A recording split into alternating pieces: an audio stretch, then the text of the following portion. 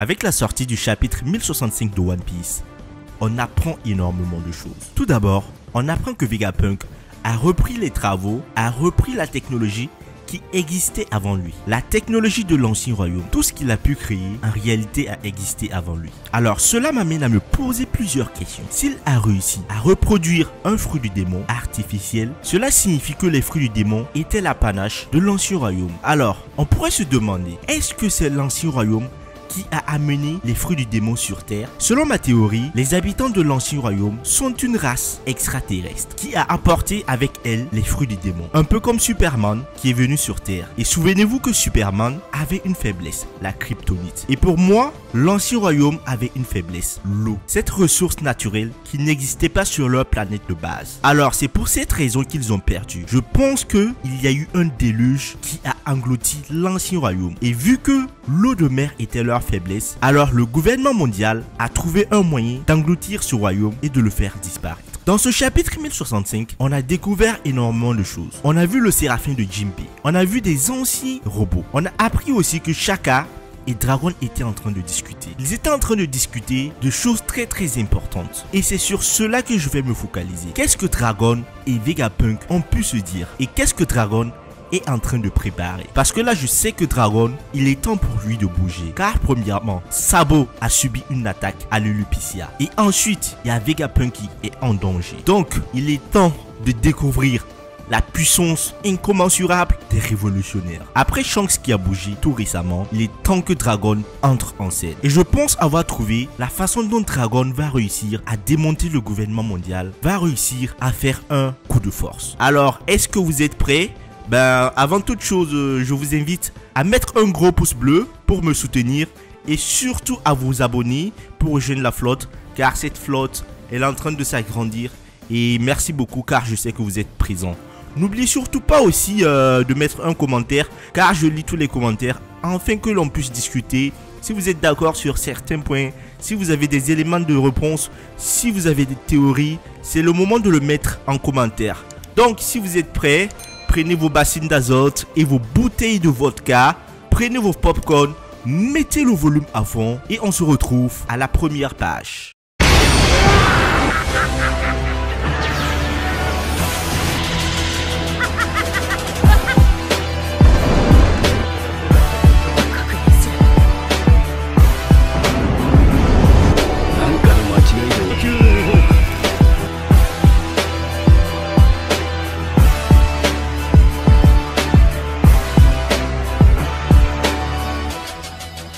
Dans le chapitre 1065, il est montré que Kuma a été ramené pour se rassembler avec les troupes révolutionnaires. Mais Kuma est toujours un pacifista à part entière. Kuma ne peut pas interagir comme un humain avec les autres. Cela est prouvé au chapitre 1058, lorsque Dragon demande à Kuma ce qu'il a vu chez Marie-Joise. Kuma a alors simplement répondu qu'il était prêt à servir Dragon. Évidemment, à partir de là, Kuma se comportait toujours comme un esclave et Koala était triste de le voir ainsi. Apparemment, le programme d'esclavage implanté par le gouvernement mondial existe toujours aujourd'hui. En raison de ce programme, Kuma ne pouvait même pas demander quoi que ce soit à Dragon. Kuma, qui avait passé pas mal de temps à Marie-Joise, aurait dû avoir des informations importantes de ce qu'il avait vu là-bas. Cependant, étant donné que Kuma était devenu un pacifista complet, il ne pouvait partager aucune information avec les révolutionnaires. Mais si Kuma était le seul à pouvoir fournir des informations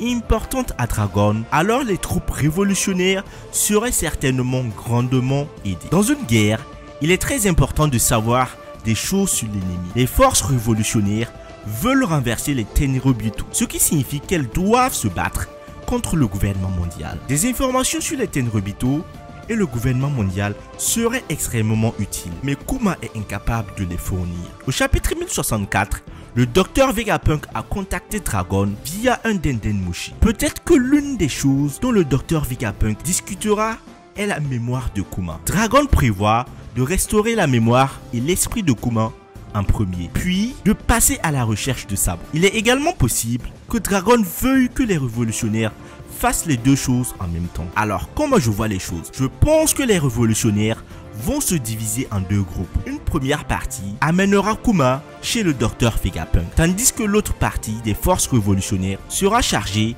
de retrouver Sabo. Pourquoi Dragon préférerait-il aller chez le docteur Vegapunk plutôt que de se joindre à la recherche de Sabo, puisque la recherche de Sabo peut être effectuée par quelqu'un d'autre dans l'armée révolutionnaire? En attendant, pour aller chez le docteur Vegapunk et restaurer la mémoire de Kuma, seul Dragon peut le faire, car Dragon connaît le docteur Vegapunk. Dragon ira sur l'île Egg Heart, car il est connu que le docteur Vegapunk y vit. Il est intéressant de noter qu'à ce moment-là, Luffy et ses amis sont également sur l'île d'Egg Heart. Alors peut-être que Luffy et Dragon se rencontreront sur l'île d'Egg Heart. Dragon amènera Kuma sur l'île d'Egg Heart lorsque les pirates du chapeau de paille seront sur l'île. Cela signifie que Dragon sera l'un des personnages impliqués dans l'arc de l'île Egg Heart. Donc une rencontre entre Luffy et Dragon est appropriée pour ce produit. La rencontre de Luffy et de Dragon sur l'île d'Egg Heart sera très intéressante, car lorsque Dragon apparaîtra